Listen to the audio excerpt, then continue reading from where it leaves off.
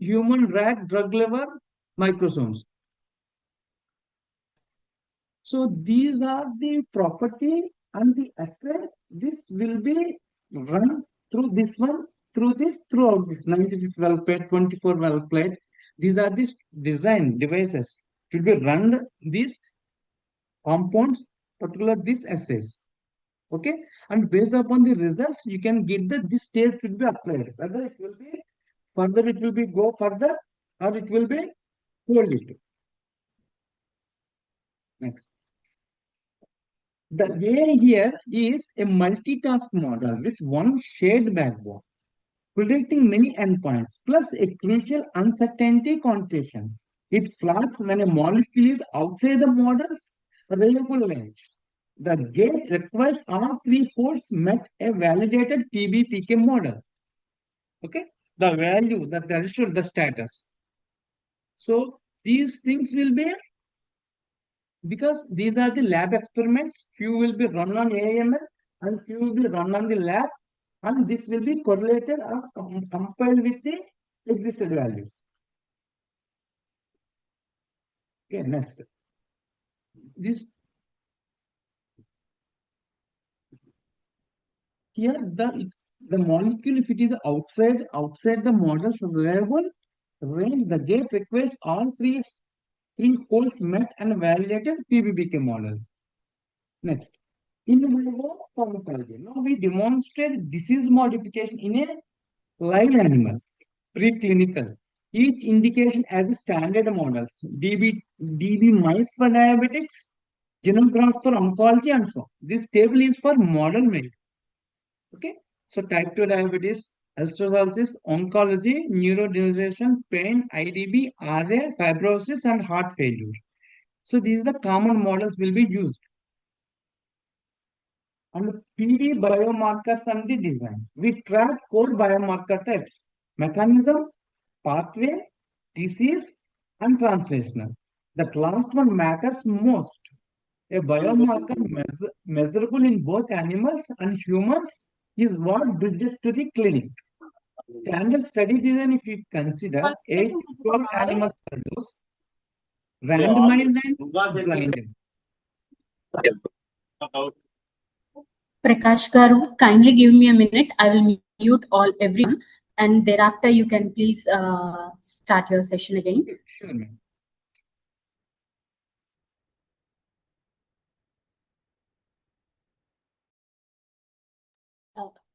Prakash sir, kindly unmute yourself and retake session. Thank you, sir. Okay. Shall I start, ma'am? Yes, sir. Yes, thank you. Thank you. So, there you most work with example. Here, our candidate versus semaglutide is an obesity model. It produces comparable weight loss with a clear dose response and an ED50 and around 2.5 kg per mg per kg. To pass, we need a clear efficacy, biomarker engagement, and a therapeutic index, both 10. So, this is the example, an example given how it will be implemented. Next. The stage 10 is PK/PD, PK/PK. Quantitative pharmacology, connecting dose to exposure to effect. There are the standard PK study designs across species that feed the models. Single IV-PK, single PO-PK, classic dosing, single IV-PK, single PO-PK, multi-dose PK, and tissue distribution. These are the study and the design and the output. So, in the AML model, you should design this way the data. Understood? You should design the data in this way, like a columns, different columns and different, the columns we can say it as a futures. Okay, futures should be written in this way. For example, if you written around 60 to 70 futures, you should use your domain knowledge to reduce your futures. Which futures are common, most important, which futures are least important, and which futures I can combine to give you a new future. Okay, so here your domain knowledge will be used. Then you can reduce your model, reduce your features, and you apply it to the model. Then if your model efficiently running, still you should optimize the model. Then you can come back again, you pre-process it, again you look into the future and optimize it, again run the model. Like way, you should improve your model performance. Next, PKPD models. Cross-species PK data lets us project human PK. The PKPD models menu Emacs indirect response affect compartment each fits a different biological situation, like the slower turnover of HAB AC1. Okay, next. Here, the PBPK scaling FIH dose. PBPK is the mechanistic bridge from animal to human. We also have a allometric scaling as a fallback. All three approaches to the first in human dose. AI predicts clearance and bioavailability from structure with quantified uncertainty. Clear? So, these are the models and the scaling should be implemented. Next, toxicology. So, IND enabling toxicology under ICH M3, the GLP studies in two species. Genotoxicity battery, safety pharmacology for heart, brain, and lungs, plus toxicokinetics. This is the regulatory minimum for first in human. So I'm giving you a data for each stage in a drug development, how you will project the data, and which columns will be required, and what is the inference from input to output, what the inference you will get it. Based upon the inferences for the logical gate, you can go further steps to implement. Next, genome tox, safety form, and the repeat dose. So the details behind that, the three test genosity battery, the cardiovascular CNS respiratory safety code, and the structure of 28-day repeat dose study in a rat and dog. Clear? Next. The study states 28-day rat tox plus monkey. Here a work tox readout. So liver effects appearing at higher doses sets the noise. The dog is more sensitive, so it derives the margin calculation. About 12-fold over the predicted human efficacy exposure, giving a half milligram starting dose. Okay. So here, the based upon the doses, you fix it. Toxical, you fix the dose. Clear how much it will be inside, and based upon the route of administration, how much it will go inside. Okay. Next, the CMC. Now we make enough drug substances at sufficient quality for phase 1. The table is the phase 1 CMC checklist.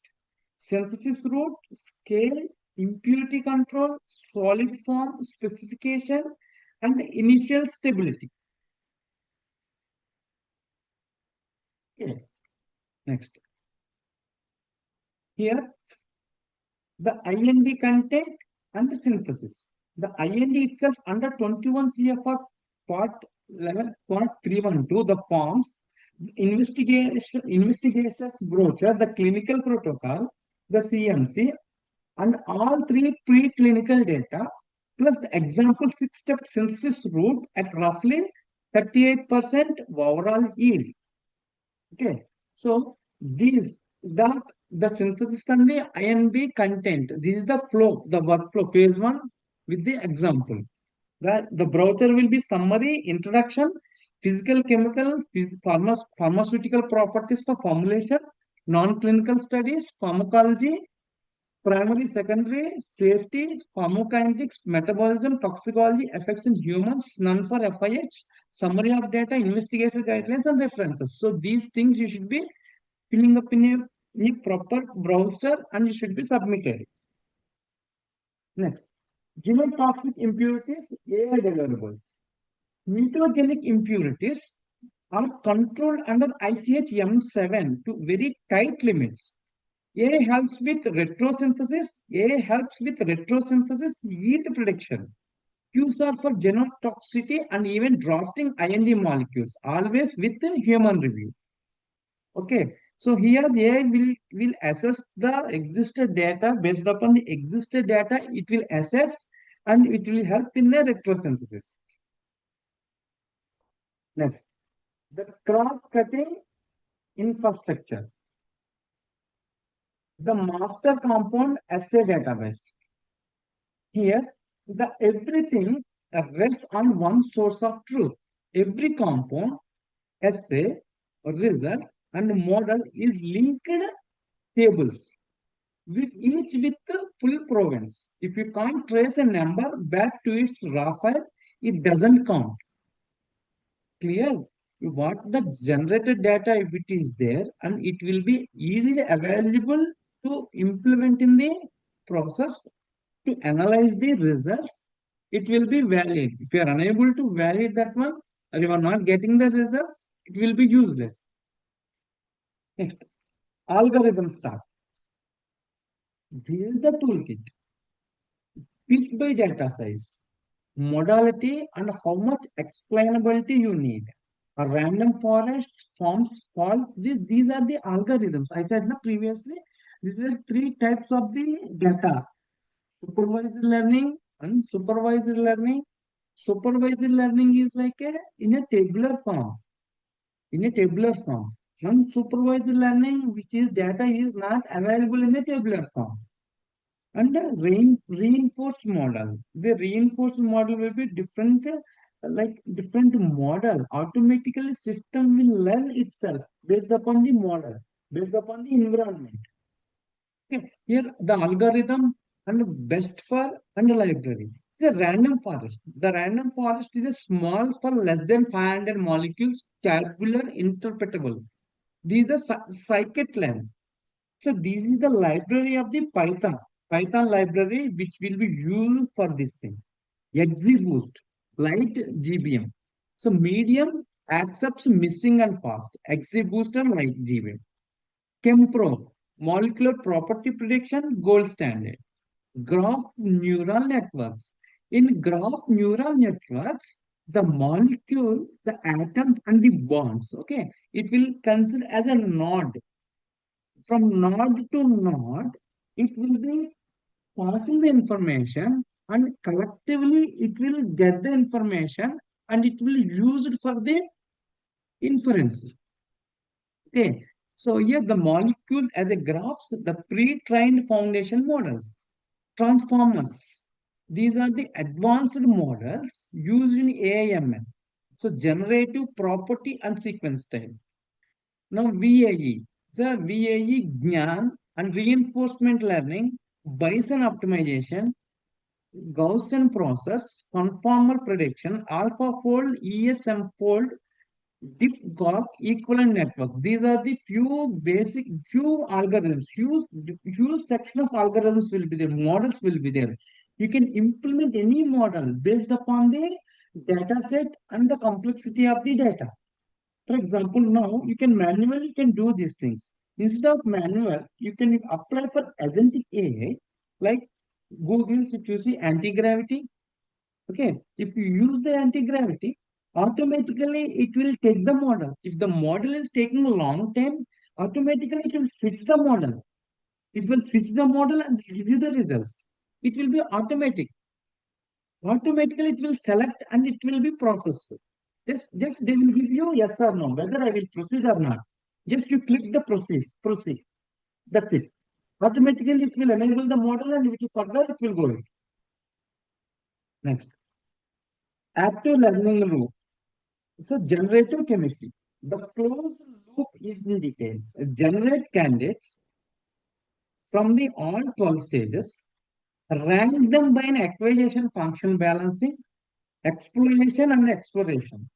Synthesize the most informative view, retain, repeat. Plus, generative architectures under quality controls. Every generated molecule must pass.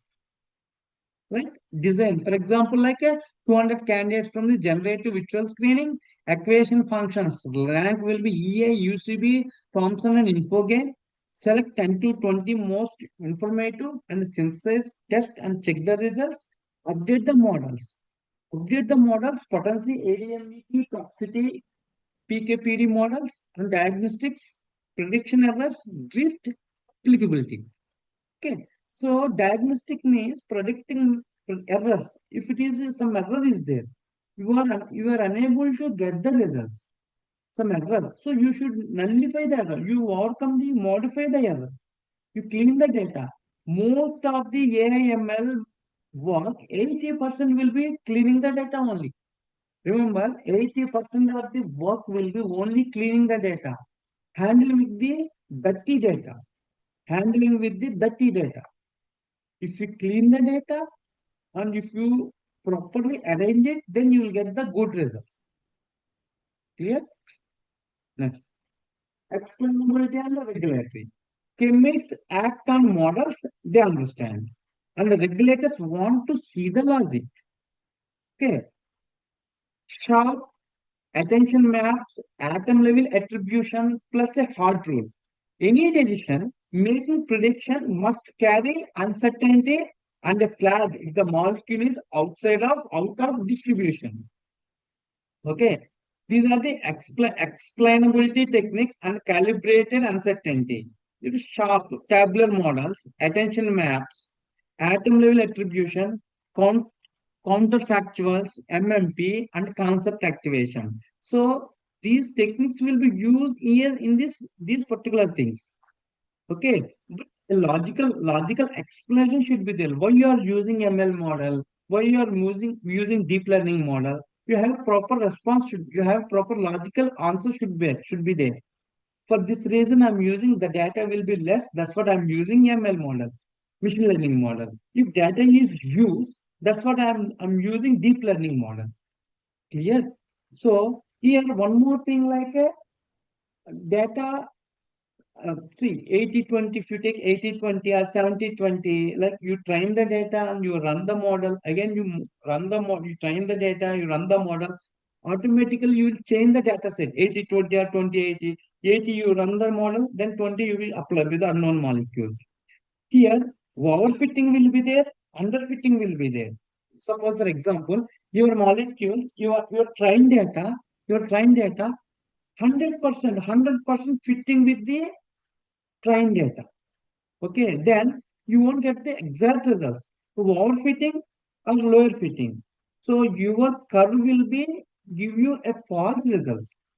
Okay, so always should be check it out whether the fitting will be like a normal fitting should be there, not a underfitting or not a underfitting or overfitting. And always look into the data. The data should be balanced. That data should be balanced. If it is a balanced or imbalanced, you should check it out. If it is imbalanced, what is the parameters causing my data will be imbalanced? Then each step or each stage you go through it and you have to be check it out where it went wrong. Again, you should make it into the balanced data. Clear? Next, execution. Here, the software ecosystem. So different. If you see the Python, around 2,500 libraries will be there. So for the chemistry, especially for chemistry, which tool should be used? These things you should know very well before going to the AI/ML and all to explain the children or to learn individual learning or doing a freelancing. These things should be you thoroughly has to go through it. So, chemo, chemoinformatics, RDKit, OpenAI, Schrodinger, Chemaxon. Here, the paid tools will be there and the free tools will be there. Okay, property prediction. Chemprop, deep chem, multitask and GNS. Docking, glide, auto dock, Vina, gold and DevDock. Generative, reinvent for mole GPT, general and JTV. MD simulation. Desmond, Amber and Gromix, OpenML. PK, PBK. Gastroplus, Simpet, PK Sim, and the non-chem monolith. Structure AlphaFold 3, Rose TTF fold alpha atom and ESMF fold. Visualization 5 mole, Chemorox and MOE. Data platforms KNMG, pipeline plot, dot metrics and CDD vault and BioView. ML tracking, ML flow, weight and bias format. Knowledge graphs, open targets, Hidnoid and Byte, AstraZeneca. That is a big pharma companies are their own, they're doing research and they invented, they implemented the new tools and all for them only. Public databases, CHEMBL, PubChem, Drug Bank, and binding DB and PB. Workflow, orchestration, Airflow, Perfect and Snowman. Notebook and reproducibility, Jupyter or DVC Flow. Jupyter or a Spider. These things will Google Colab. These things will be there. You can use it your own. The regulatory anchors. So here the regulatory anchors will be the chemist apps and models they understand, and regulators want to see the logic. Okay. Here the execution, the regulatory anchors ICH-M3, every claim references a guideline. Note the recent ones. The FDA Modernization Act 2.4 now allows a method in place of some animal studies. And both FDA and EMA have issued a guidance. So these are the ICH M3, ICH S7J, ICH S2. So these are the guidelines coverage to these things and all. Okay. Next, typical timeline. End-to-end discovery to IND is 3.5 to 5.5 years with milestones at each phase. After IND comes phase 1 through approval, another several years. Okay. See, this is the disease target selection 6 months, target validation 6 to 12 months, hit identification 6 to 9 months, hit to lead 9 to 12 months, lead optimization 12 to 18 months, IND enabling 9 to 12 months, IND filing 1 to 3 months, discovery total 3.5 to 5.5 years. So these phase 1 is up to 12 to 18 months, phase 2 is 18 to 24 months, phase 3 is 30 to 36 months, filing approval 12 months. These the using of AIML, this will be the reducing of the timelines. Okay. Now, algorithm sheet. Here, in a quick lookup for each question at each stage, which algorithm to reach for. Keep this one handy. It's a practical decision table. So target ID, rank targets by disease relevance, GNN over knowledge graph. Hit ID, virtual screen, predict binding affinity, GNNR, PBD, PDB bind, or DevDoc for post. So hit ID, hit track, H2LC, H2LC, LO, in vivo, PK, PK, then PBPK parameterization, Bayesian interferences, toxicology, DELE prediction. So these are the like for this property, which algorithm I can use? Directly can go for this algorithm.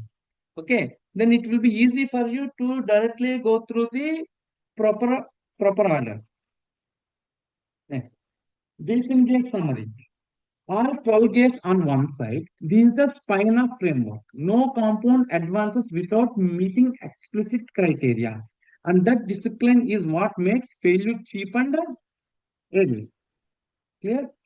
And common failure modes where programs dies and how AI mitigates each. The left head fails caught by decision time prediction. Pure human PK fixed with PBPK, translation gaps addressed with the translational biomarkers, catch failures early in silico with quantified uncertainty. Clear? Now closing. So here the mindset, treat the pipeline as the learning organism. not a static SOP. So adapt the stages. Build the data table early. Build the data table early. One model per endpoint. Close the loop after stage 5. Document uncertainty and anchor every decision to regulatory guidelines. Here, doc, document uncertainty. For example, if you have taken the data and you are applying statistical pre-processing data, okay, before going to mean, modian, okay, you should see what are the values, mean, median, mode. Once you clean the data, after that you should check it out the mean, median, mode. Any variation will be there or not, you should check it out. Because outliers disturb your entire work. For example, if you see that once you get the area around 10,000, 15,000, or 8,000, like this you get it. But in all of that area, one area you are getting 20 lakhs. If you are getting one area 20 lakhs, that is not exactly the area has to come. Then that is an outlier. Because if you include the 20 lakhs, your entire mean has to be changed. Will be changed. Then you won't predict exact results based upon the particular outlier.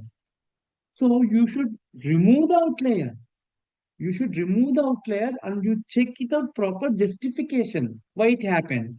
Either it's a manual error or a human error or machine made error or something wrong, something unusual error it came.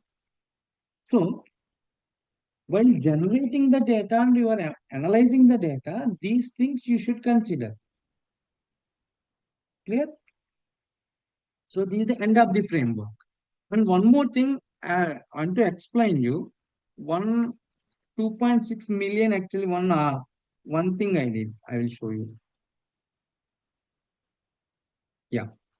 So based upon this HTML BL data, I did some work. Here 2.4 million molecules, total molecules I collected from the data source. Approved drugs will be 4,389 and success rate will be 0.176 and the funnel 1 in 569. This is the attrition funnel. The molecular count log scale 10 power 0 to 10 power 7 molecule, the range. And the discovery phase 1, phase 2, phase 3 and approved. 4,389 molecules will be approved. The molecular fingerprint for survival, see, these are the molecular weight and log P value QED. These are the values. And Lipinski cliff, if you see less than 300 and 300 to 500 and 500 to 700 and 700,000 and less than and greater than 1,000 molecular weight deltas. So these will be 300 to 500 the 62.7 because 27 lakhs molecules you can't check everything each and every one. Okay, you have to apply this code or to run in AIML model. Drug likeliness necessary, not sufficient. See, 67% and 14% and 17%. These are all are up to 27 lakh molecules. 0 violations, 1 violation, and a 2 plus violation. Per molecular distribution, like CHEMBL reanalysis. Lipophilicity, the key signal. See here. So these are the violent charts. The phase 1 versus approved Pushkal values. These are the phase 1, 446, and phase 2, 985, phase 3, 670. Approved will be 970. And molecular weight. This is with the violent charts, molecular weight, Daltons. This is one of the graphical representations. If you take heat map, or if you take it out, uh, different charts, histograms and all, this is one of the representation of the results. Okay, is a violent chart. Phase 1, phase 2, phase 3 and approved. QED drug likeliness. These are the original available data from the data I collected, not the synthetic data which will be generated. These are the actual original data from the open source uh, platforms I collected. Phase 1, phase 2, phase 3 approved.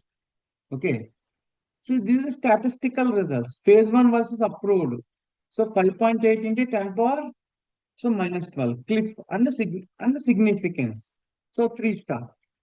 So these are the different statistical results are applied in and significant values are given here.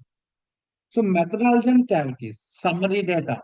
So this is the 24,96,336 molecules figured as reported in source materials. And this will be CHEMBL, one of the open source data.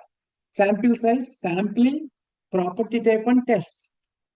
So these actually whatever the presentation it is there. So existing from the literature, we collected and implemented. Okay. So this is my presentation. And please let me know any question and answers. Please, ma'am. Excuse me, sir. Yes, ma'am. Yes. Sir, could you help me to, search the natural drug related content in anywhere? Yes, ma'am, definitely. Because you can, can you give the details to the ma'am or can you WhatsApp me?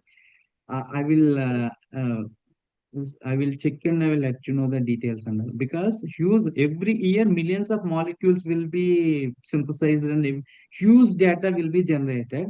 Specifically, what is the generated, what kind of data we require? Specifically, what are the lab data sets we want and what are the websites we want? That will look into that and I will help you in that. Thank you. Okay, sir. Thank you, sir. Thank you. So thank you, sir, for explanation, sir. You have Thank well you. demonstrated how machine learning is transforming drug discovery, sir, by improving its efficacy and also the reducing the development side time, sir. Thank you. Thank you, Thank you. sir, for sharing wonderful information with us and also for Thank your you. valuable time. Dear Thank you. participants, if you have any questions, please raise your hand and clear your doubts. Participants.